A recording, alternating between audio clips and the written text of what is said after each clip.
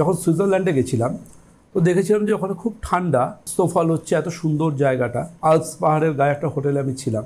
অনেকবারই গেছি, কিন্তু ওইবারটা আমার কথা মনে আছে যে অত ঠান্ডার মধ্যে দেখছিলাম যারা ওখানে রান্নাঘরে কাজ করছে না, তাদের স্কিন মারাত্মক রকম ড্রাই।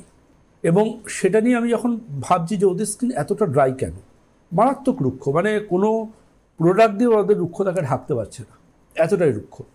তো ওই রুক্ষতার কারণ খুঁজতে গিয়ে আমি পেলাম সেটা হচ্ছে গরম জলে স্নান।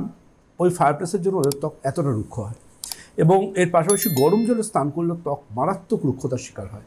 এর বাইরে যাদের থাইরয়েডের সমস্যা আছে তাদের রুক্ষতার শিকার হবে, এমনকি যাদের পিসিওডি সমস্যা থাকে তাদেরও ড্রাইনেস আছে। আমি একটা প্রশ্ন করি, যে গরম জল মানে আমরা তো শীতকালে একটু গরম জলে স্নান করি, সেটা কি নাতিশীতোষ্ণ জল নাকি না নর্মাল ঠান্ডা জলে করব, কোনটা? যেই জলে ধোঁয়া উঠছে সেই জল স্কিনকে রুক্ষতার শিকার করবে। ঈষদুষ্ণ জলে স্নান করা যেতে পারে, কিন্তু ধূমায়মান নয়। ধূমায়মান চা খাওয়া যেতে পারে, কফি খাওয়া যেতে পারে, সেই জলটা গায়ে ঢালা যাবে না।